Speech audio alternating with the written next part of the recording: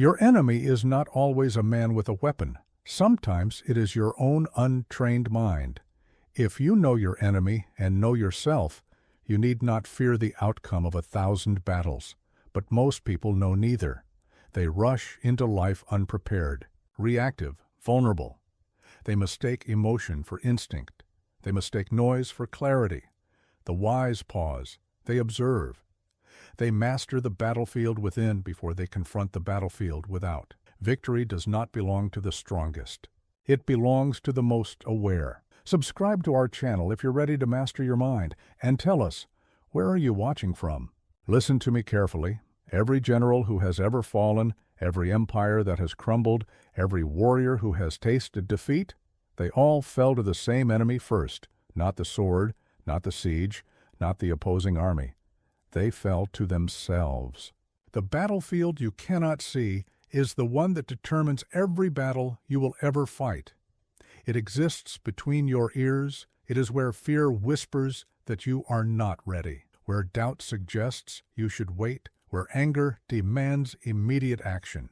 This is where wars are lost before they begin. Most people are strangers to themselves. They do not know their breaking point. They have never tested their resolve under pressure. They mistake their thoughts for truth and their emotions for guidance. This ignorance is not innocent. It is fatal. I have studied 10,000 conflicts. The pattern never changes. The warrior who knows his own mind defeats the warrior who only knows his weapon. The general who understands his own fear conquers the general who only understands tactics. The person who has mapped their own weaknesses will exploit every weakness in their opponent. Here's what most people don't understand about self-mastery. It is not about perfection. It is about awareness. The man who knows he is prone to anger can guard against it. The woman who recognizes her tendency toward hesitation can prepare to act decisively. But the person who believes they have no weaknesses, they are a weapon pointed at themselves. You cannot command others until you command yourself. You cannot inspire confidence if you lack it within. You cannot make others believe in victory if you harbor doubt in your heart. Every external battle reflects the internal battle you have either won or lost. Study yourself like you would study an enemy. What triggers your emotions? When do you make poor decisions? Where does your discipline break down? What stories do you tell yourself when things become difficult? These are not comfortable questions. They are necessary ones. The untrained mind is chaos. It jumps from thought to thought like a frightened animal. It reacts instead of responding. It confuses activity with progress. It mistakes loudness for strength. This is why most people lose battles they never had to fight. But let me ask you this. What if you could predict your own reactions before you had them? What if you knew exactly how you would respond under pressure, in crisis, when everything goes wrong? What if your mind became as reliable as your most trusted weapon? This is not fantasy. This is training. Just as you would condition your body for physical battle, you must condition your mind for mental warfare. Every day presents opportunities to practice self-command. Every frustration is training. Every temptation is a test. Every moment of doubt is a chance to choose discipline over drift. The strongest fortress is a disciplined mind. It cannot be breached by insult or intimidation. It does not crumble under pressure or collapse when the unexpected arrives. It remains calm when others panic. It stays clear when others become confused. It chooses its battles instead of having battles choose it. Master yourself first. Everything else becomes possible. Remain a stranger to yourself, and every victory will be temporary, every success fragile, every achievement haunted by the knowledge that you do not truly know the person responsible for it. Your mind is either your greatest ally or your most dangerous enemy. The choice is yours, but choose wisely. The war has already begun. The impatient warrior dies first. He cannot resist showing his hand. He cannot bear the tension of waiting. He mistakes speed for urgency and movement for progress. While he charges forward, the wise warrior watches, studies, waits for the perfect moment to strike. Most people live their entire lives reacting. Someone insults them, they respond immediately. An opportunity appears, they grab it without examination. A challenge emerges, they attack it head on. This is not strategy, this is surrender to impulse. I have watched armies destroy themselves, not through enemy action, but through their own impatience. Generals who could not wait for better positioning, soldiers who could not resist premature attack, leaders who confused decisive action with reckless haste. They all shared the same fatal flaw. They acted before they understood.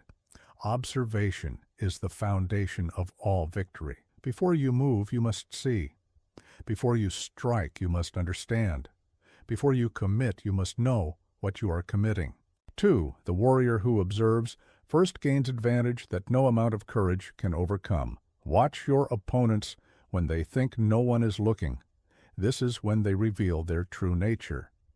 Notice what makes them comfortable, what makes them nervous, what they avoid, what they seek. These patterns are more valuable than any intelligence report. But here's what most people don't understand about observation. It requires stillness, not just physical stillness, but mental stillness. A mind that jumps from thought to thought cannot focus long enough to see clearly. A person driven by emotion cannot remain objective enough to analyze accurately. The art of seeing begins with the discipline of pausing. When someone challenges you, pause. When opportunity presents itself, pause. When pressure mounts, pause. In that pause lies power. You can choose your response instead of being chosen by your reaction. I once knew a general who never spoke first. In any negotiation, he would listen, watch. Let others reveal their position, their desperation, their true intentions. While they filled silence with words, he filled his mind with understanding. By the time he spoke, he already knew how the conversation would end. This is not passivity. This is predatory patience. The cat does not chase the mouse immediately. It watches, studies the pattern, understands the territory. Only then does it move, swiftly, silently, lethally. Your enemies, whether people, circumstances, or your own limitations, all have patterns. They repeat the same mistakes. They show the same weaknesses. They follow predictable paths. But you must be still enough to see these patterns, patient enough to wait for the right moment, disciplined enough to resist premature action. The impulsive person fights 100 battles. The observant person fights one and wins. Why? Because they chose the time, the place, the conditions. They stacked every advantage in their favor before they engaged. But let me ask you this.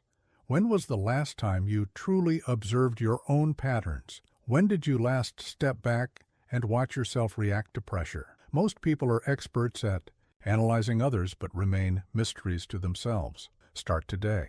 Watch yourself. Notice when you feel compelled to respond immediately. Observe what triggers your impatience. Study your own impulses as carefully as you would study an opponent's weaknesses. You cannot master what you cannot see. The next time someone baits you into a reaction, remember this. They are counting on your impulse. They want you to move without thinking. They need you to act without planning. Disappoint them. Watch instead. Wait. Let them reveal their desperation through their eagerness to provoke you. In the space between stimulus and response lies your power. Most people eliminate this space through impatience. They react so quickly that they never discover what they might have chosen instead. Do not be most people. Observation beats impulse.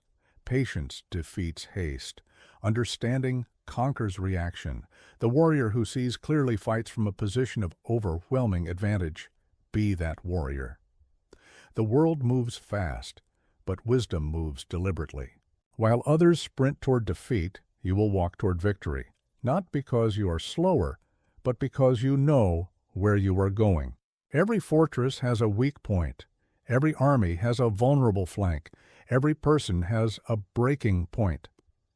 The question is not whether these weaknesses exist. It is whether you will discover them before your enemies do. The greatest tragedy I have witnessed is not the defeat of the weak. It is the defeat of the strong who refuse to acknowledge where they were vulnerable. Generals who believed their own propaganda, warriors who confused confidence with invincibility, leaders who thought acknowledging weakness was weakness itself. They all fell through the same door, the one they pretended was not there. I will tell you something that will disturb you. Your enemies know you better than you know yourself. They study your patterns while you ignore them. They catalog your vulnerabilities while you deny them. They plan their attacks around your blind spots while you pretend you have none. This is not because they are more intelligent. It is because they are more honest. They have no reason to lie to themselves about who you are. You do. Self-deception is the luxury of those who have never faced real opposition. It is the comfort of those who have never been tested beyond their limits. But deception, even self-deception, always comes due. And the payment is always more expensive than the truth would have been. Here's what most people don't understand. About weakness, it is not the opposite of strength. It is strength untested, unexamined, unguarded. A chain is not weak because it has a weakest link.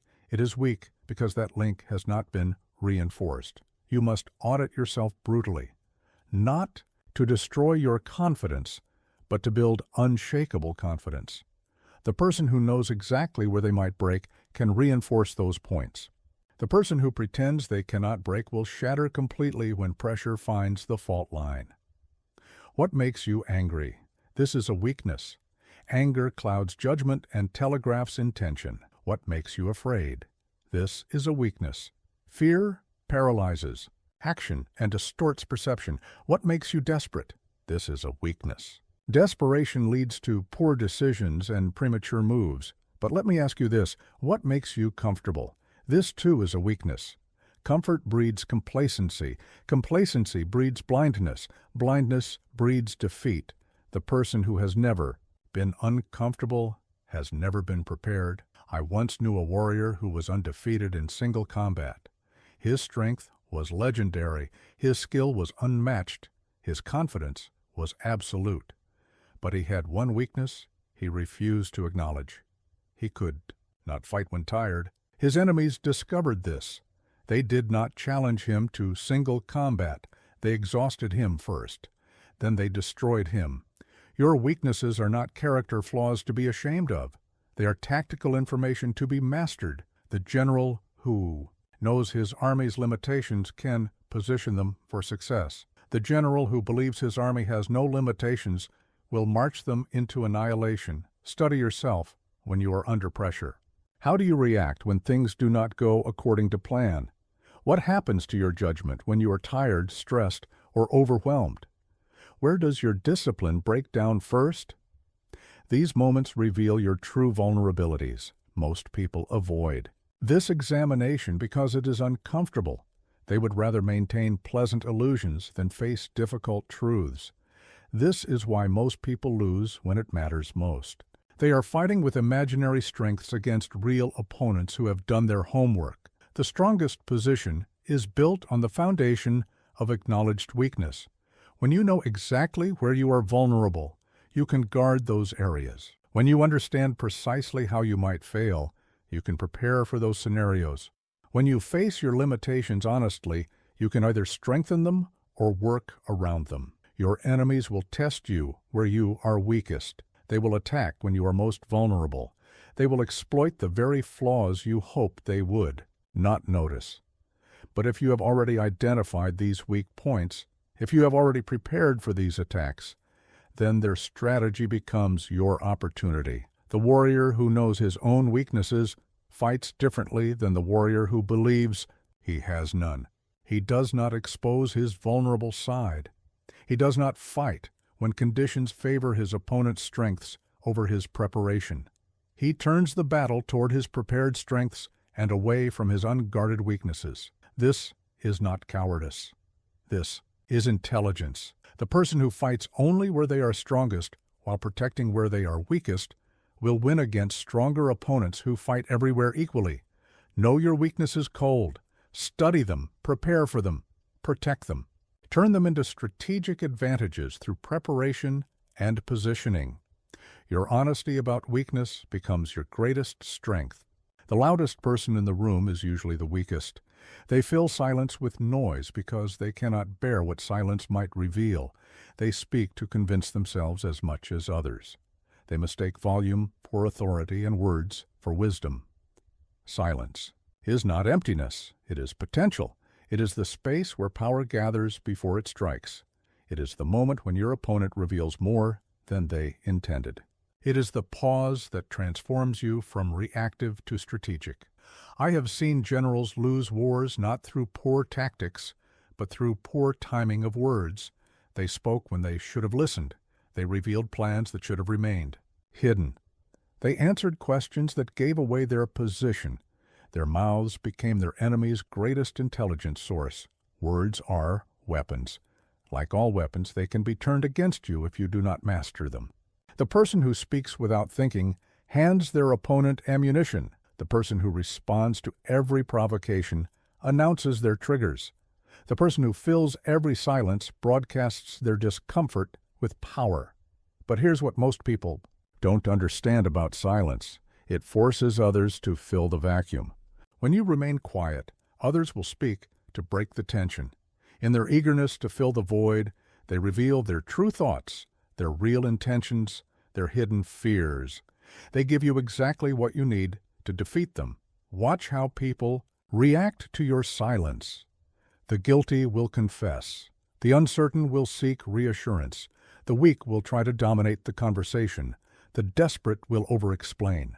Your silence becomes a mirror that shows them exactly who they are. This is not about being antisocial or refusing to communicate. This is about choosing your words like you would choose your battles, carefully, deliberately, with specific purpose. Every word should serve your strategy. Every sentence should advance your position. Every conversation should leave you stronger than when it began. I once negotiated with an enemy general who talked for 3 hours about his army's strength, his leadership's genius, his nation's destiny. I listened. I nodded. I said almost nothing. By the end, I knew his troop numbers, his supply situation, his fears about his own commanders, and his timeline for attack. He told me everything I needed to destroy him, and he thanked me for being such a good listener. This is the power of strategic silence. While others perform, you prepare. While others boast, you learn. While others telegraph their moves, you conceal yours. You become the recipient of intelligence while revealing nothing useful in return. But let me ask you this. When you speak, are you adding value or releasing pressure? Are you sharing insight or seeking validation? Are you advancing your position or simply making noise to feel heard? Most people speak to process their thoughts out loud. They use others as sounding boards for their confusion. They turn conversations into therapy sessions where they work through their problems publicly. This is not communication. This is strategic suicide. Your silence makes others uncomfortable because it forces them to confront their own thoughts. They cannot read your reaction, so they cannot adjust their approach. They cannot predict your response, so they cannot prepare their counter. They cannot measure your interest, so they cannot calibrate their offer. In business, the person who speaks first in a negotiation usually loses. In conflict, the person who reveals their hand first gives away advantage. In relationships, the person who always fills silence gives away power. In every situation, the person who cannot bear quiet gives away control. Silence is also how you hear what others are really saying, not their words, but their intentions, not their explanations, but their motivations, not their promises, but their fears. Most people are so busy preparing their next statement that they miss the intelligence being offered in the current conversation. Learn to be comfortable with quiet. Master the art of the meaningful pause. Develop the discipline to let others speak first, speak more, speak carelessly. Your silence will become their confession. Your patience will become their impatience. Your restraint will become their overextension. Speak less. Learn more. Power moves quietly, then strikes hard. The silent warrior is the strategic warrior. Be both. The undisciplined man is a city without walls. Any enemy can enter, any temptation can conquer, any pressure can collapse him. He lives at the mercy of his moods, his circumstances, his impulses. He is not a warrior. He is a victim waiting for the next crisis to reveal his weakness. Discipline is not punishment. It is protection. It is the fortress you build within yourself that no external force can breach. It is the foundation upon which all other strengths are constructed. Without it, courage becomes recklessness, intelligence becomes cleverness, and strength becomes brutality. I have studied the greatest military defeats in history. They all share a common thread, not lack of resources, not superior enemies, not impossible odds. They share the collapse of discipline at the critical moment. When the pressure mounted, when the plan failed, when the unexpected arrived, discipline broke down, and with it, everything else crumbled. The disciplined person does what needs to be done regardless of how they feel. This is not robotic behavior. This is human behavior at its highest level. Animals are slaves to impulse. Humans have the capacity to choose their actions independent of their emotions, but this capacity must be developed like any other skill. Most people mistake discipline for rigidity. They think it means following rules blindly or suppressing all spontaneity. This is not discipline. This is programming. True discipline is the ability to align your actions with your long-term interests, even when your short-term desires pull you in another direction. Here's what most people don't understand about discipline. It is a practice, not a personality trait. No one is born disciplined. No one remains disciplined without effort. It must be cultivated daily through small decisions that accumulate into large capabilities. The person who cannot control their diet cannot control their destiny. The person who cannot manage their schedule cannot manage their success. The person who cannot discipline their thoughts cannot direct their life. Every small act of self-control builds the mental muscle needed for larger challenges. But let me ask you this. Where in your life are you hoping that motivation will substitute for discipline? Where are you waiting to feel like doing what you know you should do? Where are you allowing temporary comfort to override permanent benefit? Motivation is weather. It changes with conditions. Discipline is climate. It remains consistent regardless of external circumstances. The person who depends on motivation will accomplish nothing when inspiration fails. The person who builds discipline will advance steadily, regardless of how they feel. I have seen soldiers who were naturally brave but undisciplined become cowards under pressure. I have seen soldiers who were naturally fearful but disciplined become heroes when tested. The difference was not personality. It was preparation. The disciplined soldier had trained themselves to act correctly even when afraid. The undisciplined soldier had never developed the ability to override their instincts. Your daily habits are either building discipline or destroying it. There is no neutral ground. Every time you do what you said you would do, you strengthen the neural pathways of self-control. Every time you break a commitment to yourself, you weaken your ability to trust your own word. The disciplined person makes fewer decisions because they have already decided. They do not debate whether to exercise. They have already committed to exercise. They do not negotiate with themselves about important tasks. They have already established their non-negotiables. This is not rigidity. This is efficiency. Discipline in small things creates capacity for discipline in large things. The person who cannot make their bed will struggle to organize their life. The person who cannot arrive on time will struggle to meet deadlines. The person who cannot keep simple promises to themselves will struggle to achieve complex goals. Your enemies will attack when your discipline is weakest. They will wait for the moment when you are tired, stressed, or overwhelmed. They know that undisciplined people collapse under pressure, while disciplined people perform best when stakes are highest. Build your discipline during peacetime so it will hold during war. Practice self-control when the consequences are small, so you will have self-control when the consequences are large. Train your ability to do difficult things when you have time to prepare, so you can do necessary things when you have no choice. The fortress of discipline is built one stone at a time. Each kept promise, each resisted temptation, each chosen difficulty over ease adds another layer of protection. Eventually, you become unbreachable, not because you feel no pressure, but because pressure cannot move you from your path. The undisciplined fall in peace before they ever reach war. Train now or lose when it matters. Your discipline today determines your destiny tomorrow. Build the fortress. Guard it well. Your enemy is not random. They are predictable. They have patterns, habits, weaknesses, and tells. They repeat the same mistakes under pressure. They follow the same logic in decision-making. They reveal their true nature when they think no one is watching. Your task is not to fear them. It is to understand them so completely that you can predict their next move before they make it. Most people fight blindly. They react to their opponent's last action instead of anticipating their next one.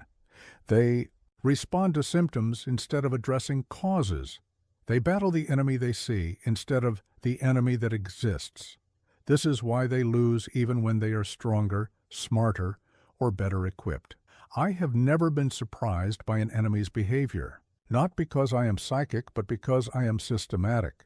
I study my opponents like scholars study texts. I analyze their history, their motivations, their fears, their desires. I map their decision-making patterns. I identify their emotional triggers. By the time we engage, I know them better than they know themselves. Every person has a signature, a way they respond under pressure, a type of mistake they make when rushed, a kind of opportunity they cannot resist, a specific threat that makes them overreact. These signatures are as unique as fingerprints and far more useful in battle.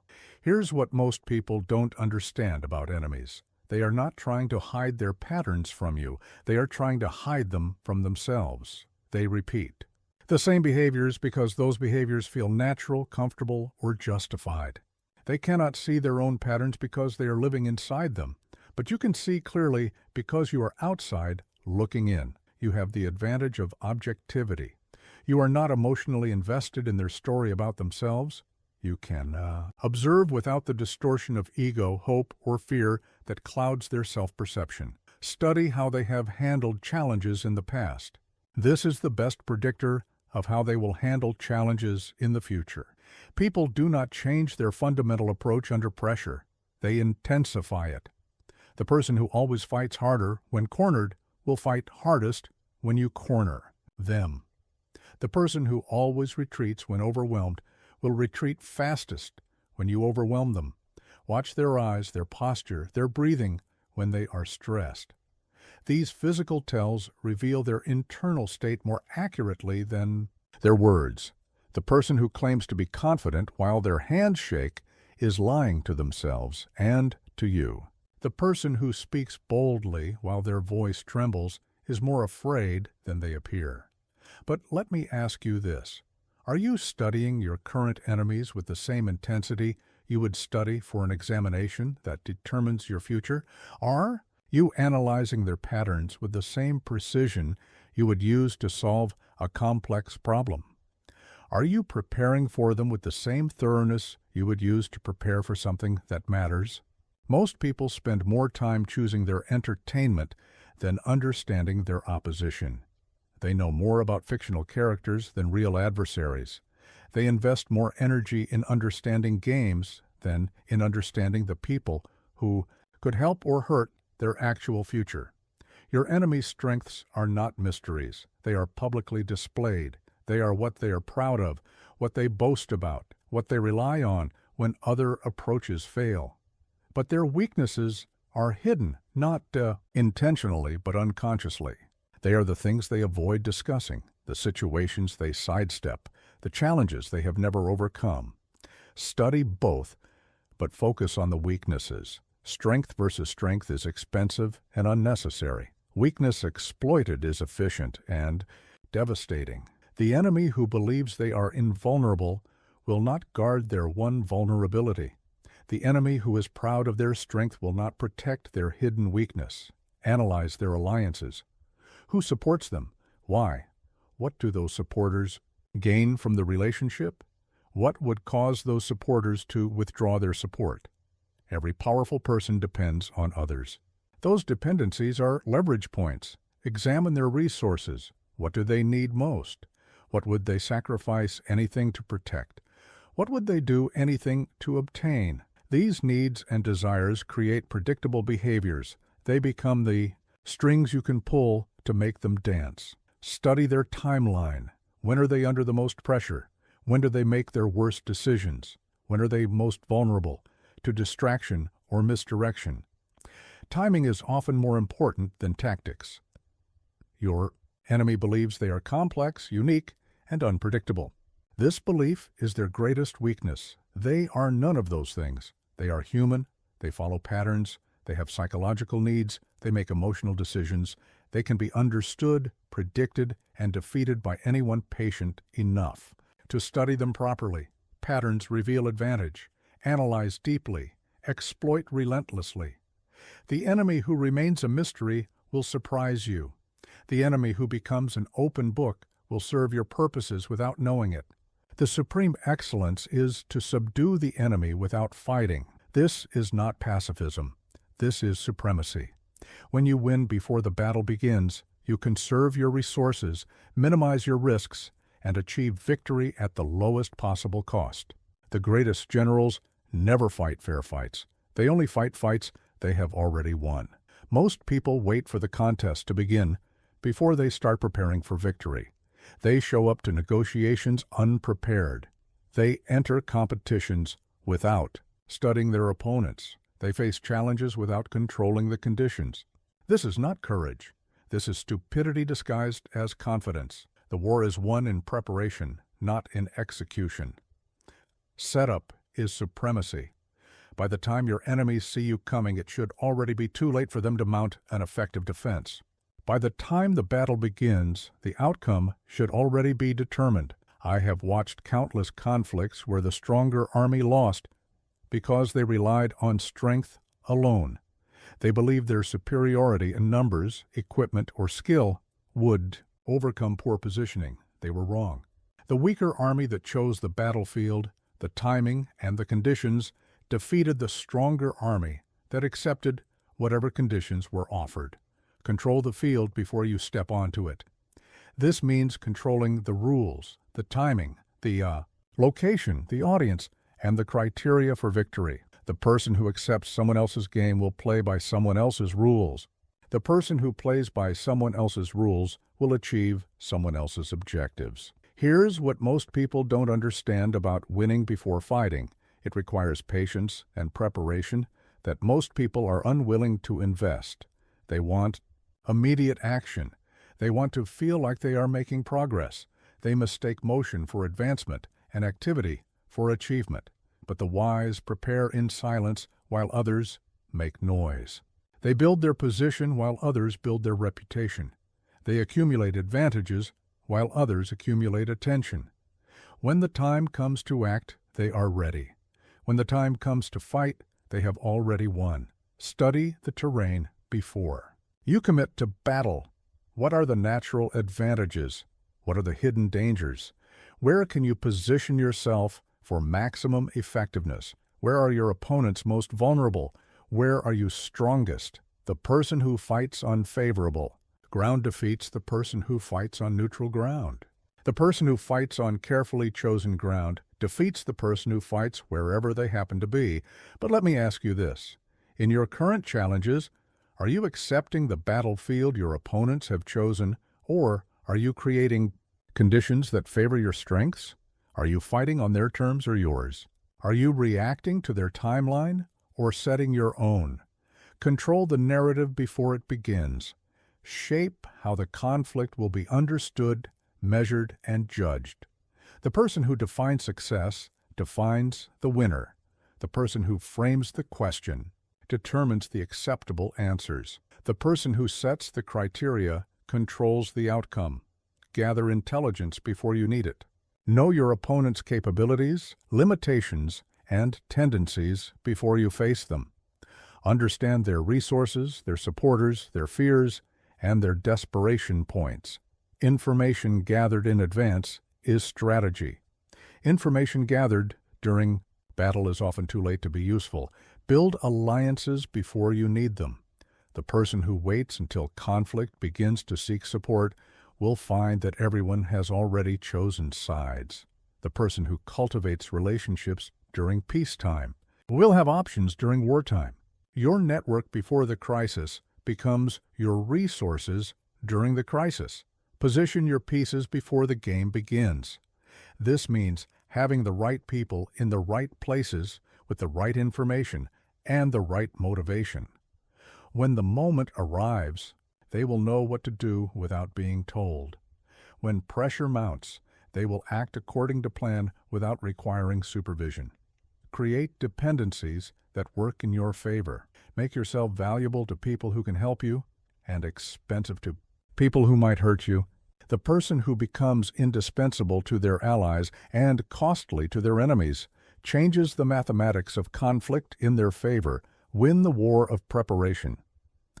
While your opponents are planning their attack, you should be making their attack irrelevant. While they are gathering their forces, you should be making their forces insufficient. While they are choosing their strategy, you should be making their strategy obsolete. The battle is the smallest part of war. Everything that matters happens before the fighting begins. Setup is supremacy. Control the field before you step on it. In the center of chaos, there must be stillness. In the heart of the storm, there must be calm. While everything around you moves frantically, you must remain unmoved. This is not inaction. This is the deepest form of action. This is the eye of the hurricane where clarity lives while destruction swirls all around. Most people are destroyed not by external chaos, but by their internal response to it. They panic when they should think. They rush when they should pause. They scatter their energy when they should focus their power. They become chaos, fighting chaos. And chaos always wins that battle. I have seen armies defeat themselves in the confusion of battle, not because they lacked courage or skill, but because they lost their center. They reacted to every movement of the enemy. They responded to every provocation. They chased every opportunity. They tried to be everywhere at once and ended up being effective nowhere. The still mind sees what the agitated mind misses. When everyone else is running, you can walk. When everyone else is shouting, you can whisper. When everyone else is confused, you can be clear. Your stillness becomes your advantage because it allows you to perceive what others cannot. Motion is not progress. Activity is not achievement. Noise is not strength. The person who moves constantly may be moving in circles. The person who acts constantly may be acting without purpose. The person who speaks constantly may be saying nothing of value. Here's what most people don't understand about stillness. It is not the absence of power. It is power in its most concentrated form. It is energy gathered rather than scattered. It is force prepared rather than wasted. It is the moment before the strike when all potential becomes focused into a single point of impact. Watch water. It finds the path of least resistance, not through weakness, but through patience. It does not fight the rock, it flows around it. It does not battle the mountain. It erodes it slowly, steadily, inevitably. Water wins not through force, but through persistence informed by stillness. But let me ask you this. When chaos erupts around you, what is your instinct? Do you add to the confusion, or do you create an island of calm? Do you react to every stimulus, or do you respond only to what matters? Do you become part of the problem, or do you become the solution? The still person in a chaotic environment becomes the natural leader. Others will look to them for direction because they appear to know what they are doing. They will seek their counsel because they seem to see clearly while everyone else is blinded by the storm. They will follow their lead because they move with purpose while everyone else moves with panic. Stillness is a skill that must be developed. It does not come naturally to most people. The natural response to chaos is to match it with more chaos. The natural response to urgency is to become urgent. The natural response to pressure is to feel pressured. But the trained response is different. Practice stillness in small moments, so you will have it in large moments. When someone is late, remain calm. When plans change, remain centered. When others panic, remain steady. These are not merely characters, traits, they are tactical advantages. The still mind thinks strategically, while the agitated mind thinks reactively. The still body moves efficiently, while the agitated body moves frantically. The still voice speaks with authority, while the agitated voice speaks with desperation. Your stillness forces others to reveal their true state. The person who is truly confident will remain calm in your presence. The person who is pretending confidence will become more agitated when you do not match their energy. Your stillness becomes a mirror that shows others exactly how centered or scattered they really are. In negotiations, the still person wins. In conflicts, the still person dominates. In crises, the still person leads. Not because they are passive, but because they are prepared. Not because they are weak, but because they are strategic. Not because they are slow, but because they are deliberate. Chaos is temporary. Stillness is eternal. While everything around you changes, you remain constant. While everything around you moves, you remain anchored. While everything around you dissolves, you remain solid. The storm will pass. The crisis will end. The chaos will resolve. But the person who maintained their stillness throughout will emerge stronger, wiser, and more respected than those who were swept away by the temporary turbulence. Stillness cuts through chaos like a blade through water. Quiet minds navigate storms with clarity. Be the eye of the hurricane. Not every hill is worth dying on. Not every insult deserves a response. Not every challenge requires your engagement. Not every opportunity demands your attention. The person who fights every battle will lose the war. The person who responds to every provocation will exhaust themselves before reaching anything that matters. Your energy is finite. Your time is limited. Your resources are not unlimited. Every battle you choose to fight is a battle you cannot fight elsewhere. Every enemy you engage is attention you cannot give to more important objectives. Every small victory you pursue is a large victory you might miss. I have seen great generals destroy themselves, not through major defeats, but through minor engagements. They won battle after battle, but lost sight of the war. They defeated insignificant enemies while their significant enemies prepared unopposed. They spent their strength on what felt urgent instead of what was important. The wise do not fight often, but when they fight, they win decisively. They do not engage frequently, but when they engage, they dominate completely. They do not respond to every provocation, but when they respond, they end the provocation permanently. Most people fight battles chosen by their enemies. Someone insults them, they must respond. Someone challenges them, they must accept. Someone questions them, they must prove themselves. This is not honor. This is manipulation.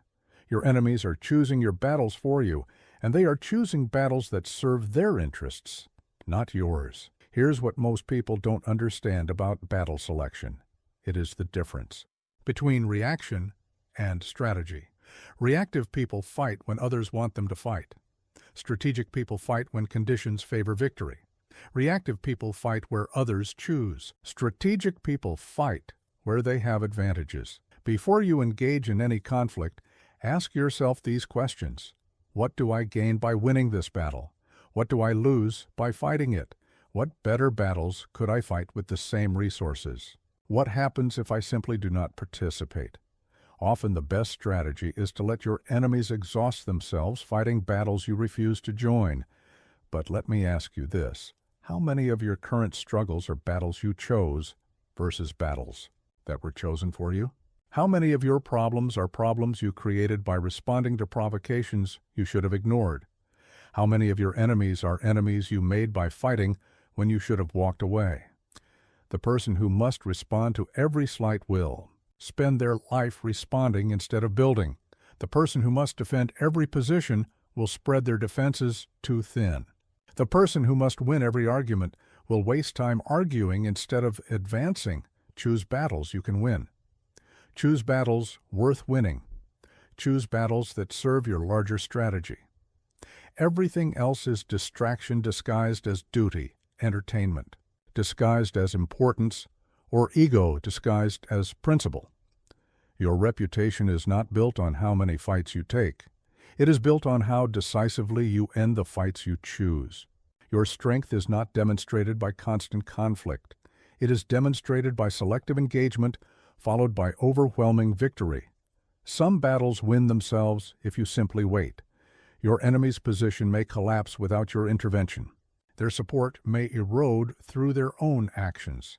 Their strategy may fail through their own mistakes. Why interrupt your enemy when they are destroying themselves? Some battles are not worth winning because victory carries too high a price. You might defeat your opponent but damage your reputation, exhaust your resources, or create new enemies who are worse than the original problem. Pyrrhic victories are defeats disguised as wins. Some battles cannot be won because they are not really battles, they are traps. Your enemy wants you to fight because the act of fighting serves their purposes regardless of who wins. They want to drain your energy, reveal your capabilities, or force you into a position that benefits them later. The master of strategy fights the battles that matter and avoids the battles that do not. They engage when they can win decisively and withdraw when victory is uncertain or unnecessary. They protect their energy for moments when it can create maximum impact. Your sword should not be drawn for every provocation. Your attention should not be given to every distraction. Your energy should not be spent on every opportunity. Save your strength for battles that change everything. Ignore battles that change nothing. Not everything deserves your sword. Protect your energy. Fight. Only what matters. The person who chooses their battles ruthlessly will have energy left for the battles that determine their destiny. Your emotions are doorways your enemies use to enter your mind. Every time you react with anger, you show them your triggers. Every time you respond with fear, you reveal your vulnerabilities. Every time you act from desperation, you telegraph your weaknesses. The person who controls their emotions controls the battlefield. The person who loses emotional control loses everything else. Anger is stupidity leaving the body through your mouth. It clouds judgment, narrows vision, and makes you predictable. The angry person fights where their enemy wants them to fight, when their enemy wants them to fight, how their enemy wants them to fight. Anger is not strength. It is strength surrendered to whoever provoked it. I have seen brilliant generals become fools the moment someone questioned their honor. I have watched skilled negotiators destroy favorable deals because someone insulted their intelligence. I have observed powerful leaders lose everything because someone knew exactly which words would make them act rashly. Your enemies study your emotional patterns more carefully than you do. They know what makes you angry because anger makes you careless. They know what makes you afraid because fear makes you weak. They know what makes you desperate because desperation makes you stupid. They will use this knowledge against you every time. Here's what most people don't understand about emotions. They are information, not instructions. Anger tells you that someone has crossed a boundary. Fear tells you that danger might be present. Sadness tells you that something valuable has been lost. But none of these emotions tell you what to do about these situations. That decision belongs to your rational mind, not your reactive emotions. The person who acts from emotion is not acting. They are being acted upon. Someone else is pulling their strings, pushing their buttons, manipulating their responses. They have become a puppet, and their emotions have become the strings. This is not power. This is surrender disguised as intensity. But let me ask you this. Who benefits when you lose emotional control? Who wins when you act from anger instead of strategy? Who gains when you make decisions from fear instead of wisdom? Your enemies. Every time. Without exception, the emotionally controlled person is unreadable. Their opponents cannot predict their reactions because they do not have reactions. They have responses. They cannot be manipulated through provocation because they do not take the bait. They cannot be rushed into poor decisions because they do not decide under emotional pressure. Indifference is your armor, not indifference to outcomes, indifference to provocations. When someone tries to make you angry, remain calm. When someone tries to make you afraid, remain confident. When someone tries to make you desperate, remain patient. Your emotional neutrality becomes their frustration. This does not mean becoming emotionless. It means becoming strategically emotional. Feel what you need to feel, but do not let what you feel determine what you do. Acknowledge your emotions, but do not obey them. Use them as information while refusing to let them become your commander. The greatest insult to your enemies is your indifference to their attempts to disturb you. When they try to provoke anger and you remain calm, they lose power. When they try to create fear and you remain steady, they lose influence. When they try to rush you into mistakes and you remain patient, they lose advantage. Practice emotional discipline in small moments so you will have it in large moments. When someone cuts you off in traffic, remain calm. When someone is rude to you in conversation, remain centered. When plans change unexpectedly, remain adaptable. These are training exercises for when the stakes are higher. Your emotional state is either your greatest strength or your greatest weakness. It cannot be neutral. Either you control it or it controls you. Either you use it strategically or your enemies use it against you. Either you master it or it masters you. The person who cannot be provoked cannot be defeated through emotional manipulation. The person who cannot be rushed cannot be forced into poor timing. The person who cannot be frightened cannot be controlled through intimidation. Emotion is the enemy's entry point. Guard the door. Stay unreadable. Win through detachment, not attachment. Your emotional control is your strategic advantage. Prey runs, predators hunt. Prey reacts, predators anticipate. Prey hopes to escape danger. Predators create opportunity from danger. The difference between predator and prey is not size or strength. It is mindset. The predator mind seeks advantage. The prey mind seeks safety. Only one of these approaches leads to dominance. Most people think like prey. They wait for opportunities to find them instead of creating opportunities. They respond to threats instead of neutralizing them before they develop. They hope their problems will go away instead of hunting solutions. They defend against attacks instead of mounting attacks of their own. I have observed that the same person can be predator in one situation and prey in another, depending entirely on their mental approach. When they think strategically, they dominate. When they think defensively, they struggle. When they hunt for advantages, they find them. When they hide from challenges, challenges hunt them. The predator mind does not wait for perfect conditions. It creates conditions that favor success. It does not hope for favorable circumstances. It manufactures favorable circumstances. It does not wish for enemies to become weak. It makes enemies weak through strategic pressure. Here's what most people don't understand about predatory thinking. It is not about aggression or cruelty. It is about initiative and effectiveness. The predator takes action while others hesitate. The predator sees opportunities while others see obstacles. The predator creates outcomes while others accept whatever outcomes occur. Never chase. Chasing is what prey does when trying to escape. Predators do not chase. They position themselves where their target will be, then wait for their target to come to them. They study patterns, predict movements, and strike when their target is most vulnerable and least prepared. But let me ask you this. In your current challenges, are you chasing opportunities or creating situations where opportunities come to you? Are you reacting to your competitors' moves or forcing them to react to yours? Are you responding to market conditions or creating market conditions that favor your strengths? The predator mind thinks in terms of systems and patterns rather than individual events. It does not focus on winning single encounters. It focuses on creating conditions where winning becomes inevitable. It does not fight battles. It designs battlefields that make victory certain. Lure your opponents into positions where they cannot win.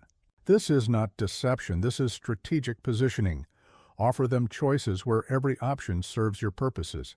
Create situations where their strengths become irrelevant and their weaknesses become decisive factors. Set traps that feel like opportunities. The best traps do not look like traps. They look like exactly what your opponent wants most. Their greed, their ambition, their ego, their fear all become tools you can use to position them where you need them to be. Study your environment like a predator studies territory. Where are the advantages? Where are the resources? Where are the escape routes? Where are the vulnerable points? Where can you position yourself for maximum effectiveness? Where are your opponents most exposed? The predator mind is patient, but not passive. It waits for the right moment, but never stops preparing for that moment. It observes without being observed. It gathers intelligence without revealing intentions. It builds strength without displaying it until the moment of maximum impact. Think several moves ahead. What will your opponents do when you make your first move? What will they do when that fails? What will they do when they become desperate? What will they do when they realize they have been outmaneuvered? Prepare for all these responses before you begin. Your reputation should make enemies cautious about engaging you, but not so cautious that they avoid you entirely. The perfect predatory reputation suggests that engaging you is dangerous, but not impossible. This draws the overconfident into situations where you can defeat them, while warning the wise to seek accommodation rather than conflict. Strategy makes strength lethal. A strong person with poor strategy can be defeated by a weak person with superior strategy. A wealthy person with poor timing can be outmaneuvered by a poor person with perfect timing. A powerful person with predictable patterns can be exploited by a weak person with unpredictable approaches. The predator mind seeks control over the terms of engagement. It chooses when, where, and how conflicts occur. It forces opponents to fight on unfavorable ground, at unfavorable times, under unfavorable conditions. It never accepts the fight that is offered. It only accepts the fight it has designed. Never chase, lure, set traps, think systematically, position strategically, strike decisively. The predator mind turns every challenge into an opportunity, and every opponent into an advantage. Think like a predator, not prey. Energy is not infinite. Attention is not unlimited. Resources are not inexhaustible. Every effort you expend on something minor is effort you cannot apply to something major. Every resource you waste on small battles is a resource unavailable for the decisive battle. The person who spends everything on everything will have nothing left when everything depends on having something.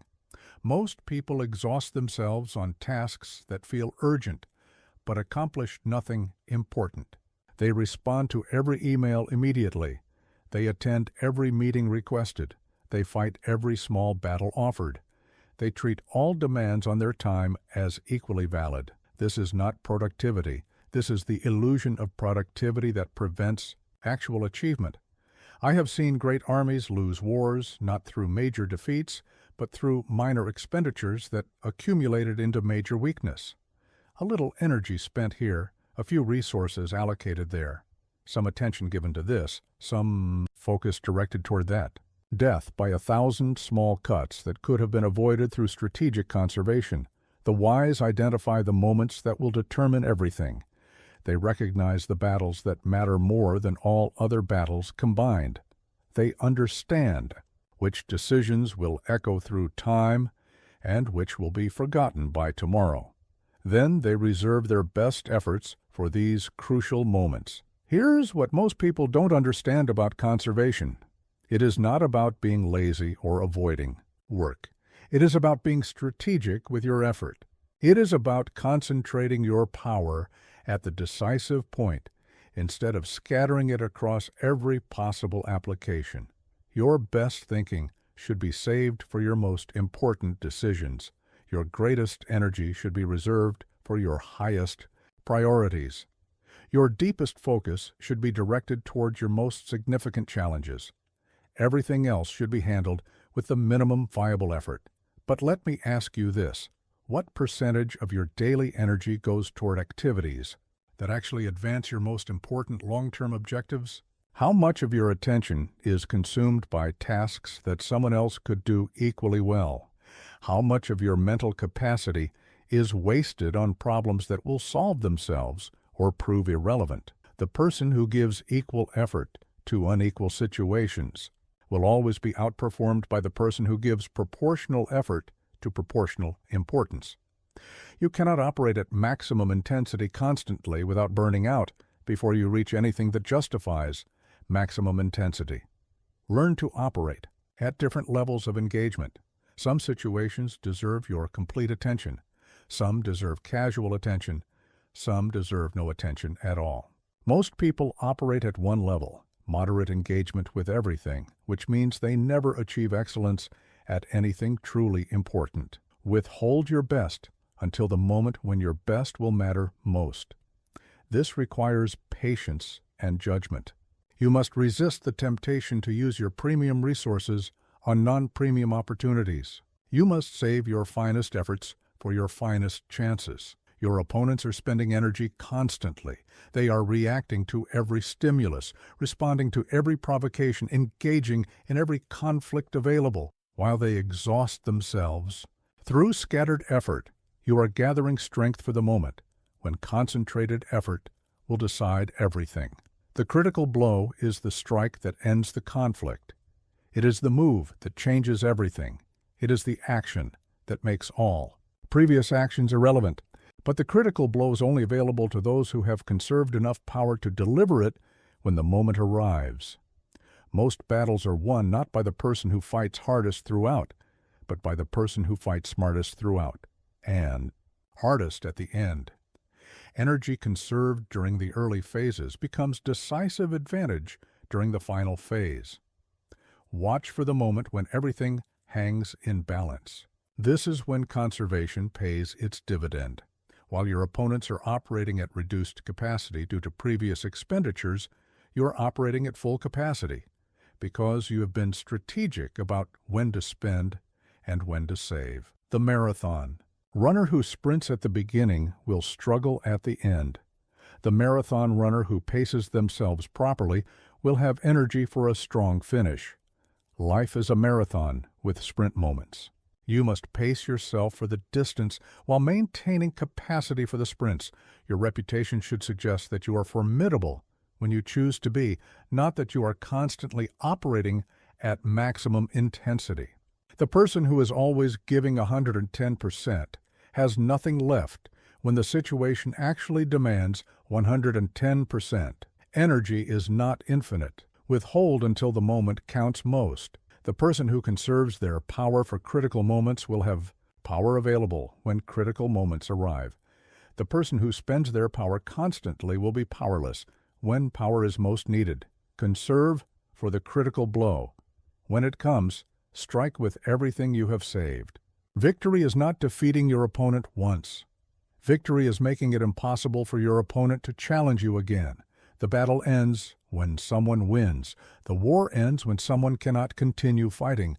Most people win battles but lose wars because they stop fighting when they should start finishing. I have watched victorious armies become defeated armies because they celebrated too early. They won the engagement but lost the campaign. They defeated their enemy's forces but not their enemy's will. They conquered territory but not the capacity for counterattack. They achieved temporary advantage, but not permanent supremacy. The incomplete victory is the future defeat. The enemy you defeat but do not destroy will return when they are stronger and you are weaker. The opponent you embarrass but do not eliminate will plot revenge when your guard is down. The rival you wound but do not finish will heal and strike when you least expect it. When you have the advantage, press it to completion. When you have the momentum, ride it to total victory. When you have your opponent at a disadvantage, do not give them time to recover. Mercy to enemies is cruelty to yourself and everyone who depends on your success. Here's what most people don't understand about finishing. It is not about brutality or excess. It is about thoroughness and strategy. The surgeon who removes 90% of the cancer has not cured the patient. The general who defeats 90% of the enemy army has not won the war. The entrepreneur who captures 90% of the market has not eliminated competition. Half measures produce half results. Incomplete actions create incomplete outcomes. Partial victories lead to partial peace. The person who cannot finish what they start will find that what they start finishes them instead. But let me ask you this. How many of your current problems are problems you thought you had solved before? How many of your enemies are enemies you thought you had defeated? How many of your challenges are challenges you believed you had overcome? The incomplete ending becomes the new beginning of the same struggle. When you win, win completely. When you negotiate from a position where renegotiation is impossible. When you establish your position, make it unassailable. When you achieve advantage, make it permanent. The temporary victory requires constant defense. The complete victory defends itself. Your opponents must understand that challenging you again will be more costly than accepting their defeat. They must believe that their situation will only become worse if they continue fighting. They must see no path to future victory that does not pass through present submission. This does not require cruelty, it requires clarity. Your opponents must clearly understand the consequences of continued resistance. They must clearly see the impossibility of success through conflict. They must clearly recognize that accommodation serves their interests better than opposition. War is over when your enemies choose cooperation over competition, when your competitors choose different markets over direct confrontation, when your opponents choose to find easier targets rather than continue facing you. This choice must feel rational, not forced. Destroy their capacity to threaten you, not necessarily their capacity to exist. Remove their ability to harm you, not necessarily their ability to succeed elsewhere.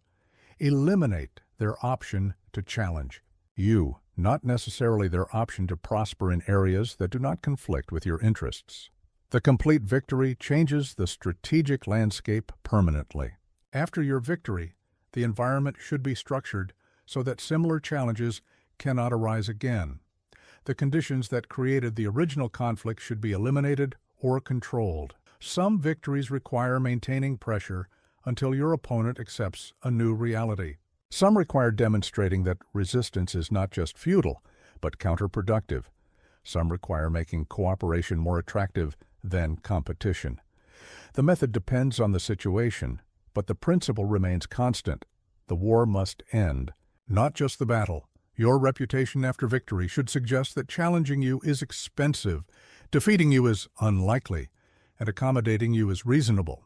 This reputation prevents future conflicts more effectively than any show of force. The person who wins wars fights fewer battles than the person who wins only battles.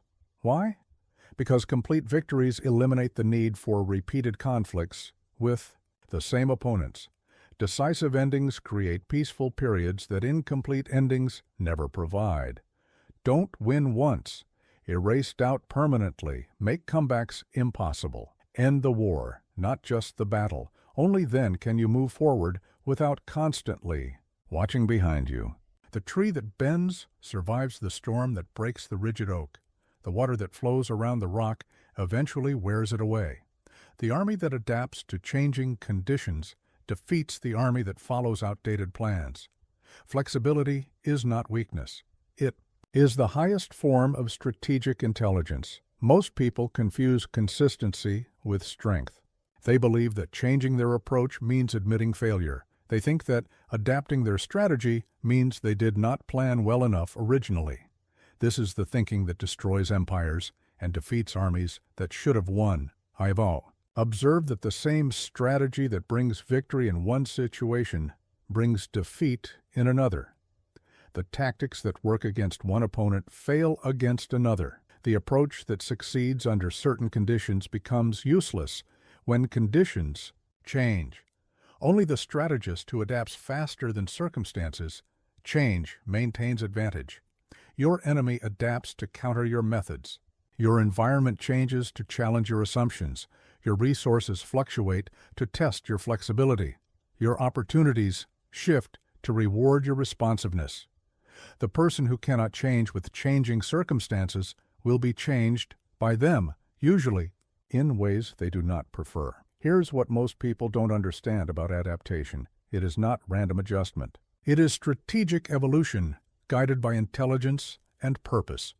You do not change everything when something stops working. You identify exactly what needs to change and preserve everything that continues to provide advantage. The superior strategist has multiple approaches for every objective. They do not rely on single methods, single sources, or single paths to success. When one approach becomes ineffective, they seamlessly transition to another.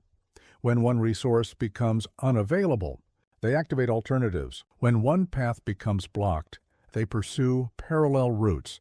But let me ask you this: how many different approaches do you have for achieving your most important goals? What do you do when your primary strategy stops working? How quickly can you recognize that adaptation is needed versus persistence? How do you distinguish between temporary setbacks and fundamental changes that require new approaches? Rigidity is a luxury of stable environments. In dynamic environments, rigidity is suicide. The person who insists on using the same methods, regardless of changing conditions, will find that their conditions change them rather than their methods changing their conditions. Study your opponent's adaptations to learn their capacity for change. Some opponents are highly adaptive. They will counter every move you make, forcing you to constantly evolve your approach. Some opponents are rigid. They will repeat the same mistakes until you exploit them completely. Your strategy must account for their adaptive capacity. The adaptive mind sees every setback as information about what does not work in current conditions. The rigid mind sees every setback as confirmation that the world is unfair or that success is impossible. Which mind do you think finds more paths to victory? Adaptation requires abandoning methods that no longer serve you, even if those methods served you well in the past. The approach that made you successful yesterday may prevent you from being successful tomorrow. Attachment to outdated methods is often disguised as loyalty to proven principles. Change your tactics while maintaining your strategic objectives. Your goals can remain constant while your methods evolve. Your destination can stay fixed while your route adjusts to terrain, weather, and obstacles. The person who confuses ends with means will sacrifice their objectives to preserve their comfort with familiar approaches. The fastest adaptation wins. While your opponents debate whether change is necessary, you should already be implementing improved approaches. While they resist new realities, you should be thriving in them. While they mourn the loss of favorable conditions, you should be exploiting current conditions. Your ability to adapt faster than threats emerge, faster than opportunities disappear, faster than competitors adjust, becomes your sustainable competitive advantage. Speed of adaptation matters more than perfection of original planning. The environment selects for adaptability, not strength. The market rewards responsiveness, not rigidity. History remembers those who evolved, not those who remained unchanged. The superior strategy is not the perfect strategy. It is the strategy that improves faster than circumstances deteriorate. Rigidity snaps. Flexibility endures. Evolve faster than the threat. The adaptive strategist inherits the future, while the rigid strategist becomes history. When seen, you can be countered. When tracked, you can be intercepted. When predicted, you can be defeated. But when you are invisible, you become impossible to defend against. The art of disappearing is not about hiding, it is about becoming, strategically undetectable until the moment you choose to reveal your presence with overwhelming force. Most people need constant visibility. They require regular recognition. They demand continuous acknowledgement of their activities and achievements. This need makes them predictable, trackable, and vulnerable. They telegraph their location, their intentions, and their capabilities to anyone who cares to observe. I have seen powerful forces neutralized, not through superior strength, but through superior tracking. Their enemies knew where they were, when they would arrive, and what they planned to do. This knowledge made their power irrelevant, because it could be avoided, countered, or redirected before it could be applied effectively.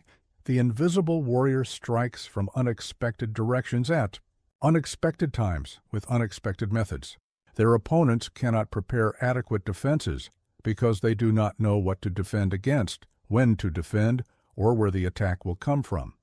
This uncertainty becomes paralyzing fear that weakens resistance before resistance begins. Here's what most people don't understand about disappearing. It is not about physical concealment.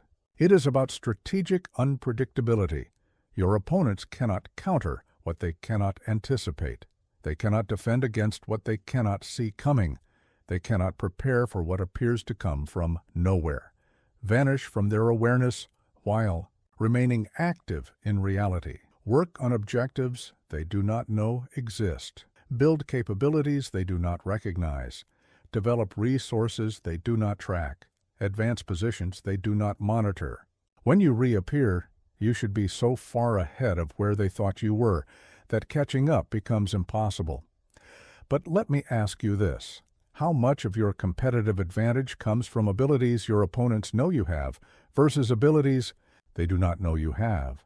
How much of your progress is visible to competitors who might want to copy your methods or block your advancement? How much of your strategy depends on others not knowing what you are really trying to accomplish? The person who operates in full view must overcome active resistance at every step. The person who operates invisibly encounters no resistance until they are ready to reveal results that cannot be undone. Which approach requires less energy and produces better outcomes? Misdirection is often more valuable than concealment. Let your opponent see activity in directions that do not matter while you advance in directions they are not watching. Let them focus on obvious moves while you prepare decisive moves. Let them counter your visible strategies while you're invisible. Strategies achieve your real objectives.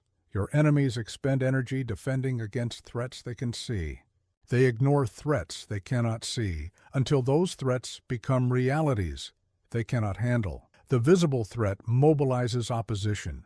The invisible threat encounters none. Control the information your opponents receive about your activities.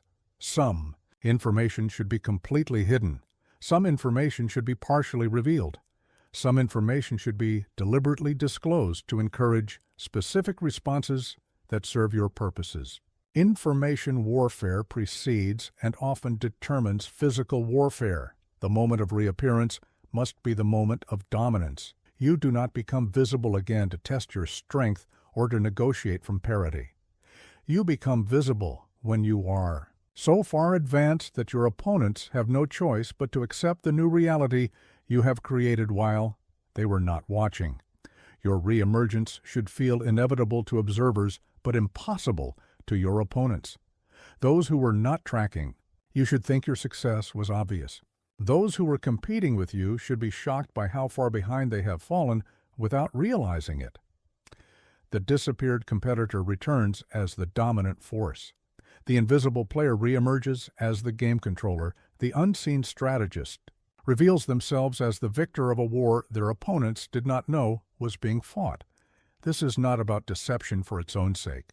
It is about efficiency and effectiveness. Why fight through resistance when you can build strength without resistance? Why alert opponents when you can surprise them? Why struggle against active opposition when you can achieve objectives while opposition is looking elsewhere. Work in shadow until shadow is no longer needed. Build in private until building is complete. Advance in secret until advancement is irreversible. Then emerge with such overwhelming superiority that resistance becomes futile. When seen, you can be countered. Vanish. Re-emerge when they're weak. Disappear, then dominate. By the time they see you coming, you should already have arrived. Every external enemy is a reflection of an internal weakness. Every defeat from outside reveals a failure from within. Every loss to an opponent exposes a victory you failed to achieve over yourself. The greatest battles are not fought on fields, or in markets, or in negotiations. They are fought in the space between your ears, where your potential meets your limitations.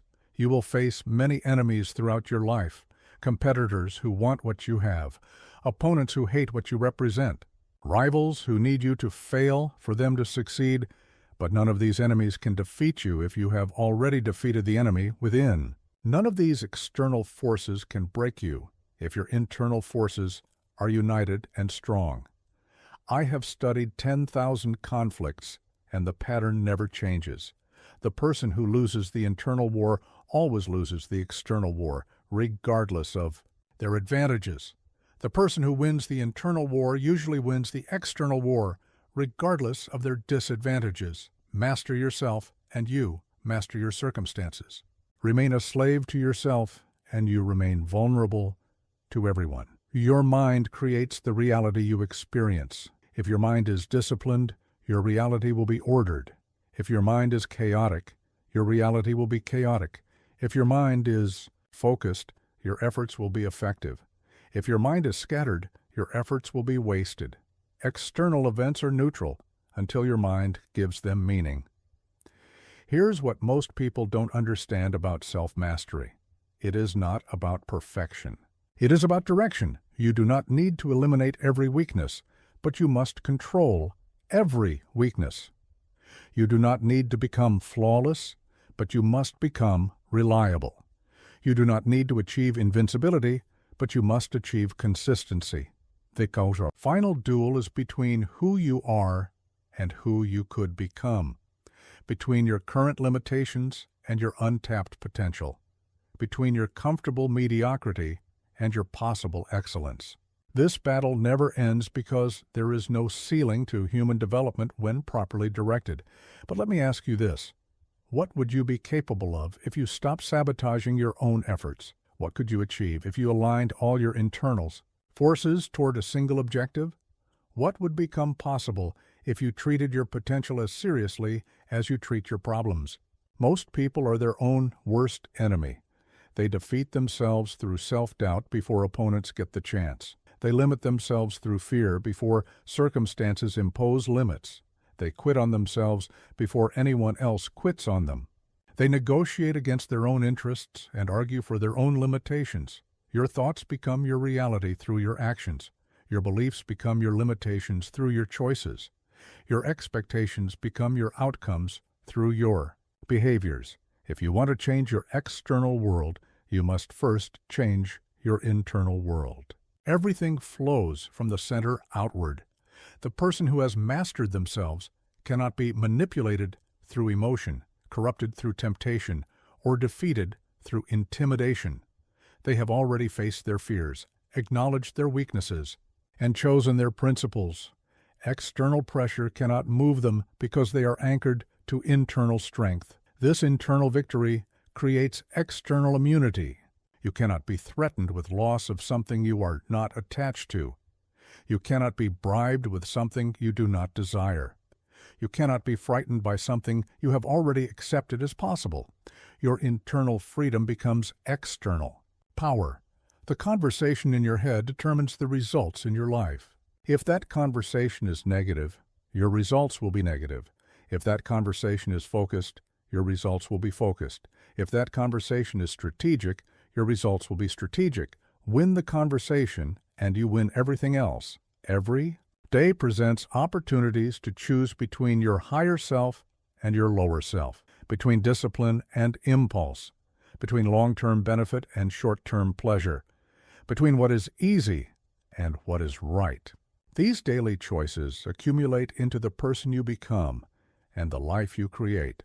Your greatest enemy knows all your weaknesses because your greatest enemy is you. But your greatest ally also knows all your strengths for the same reason.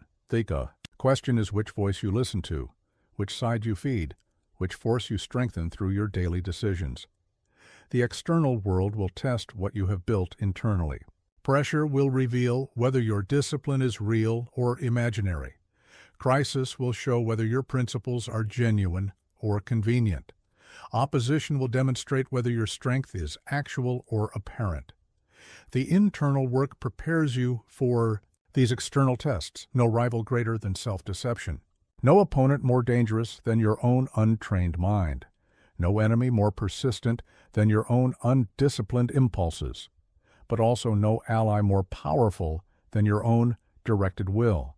No friend more loyal than your own developed character. No resource more valuable than your own mastered self. Master yourself and you fear nothing. The final duel is always you versus you. Make sure the right version of you wins.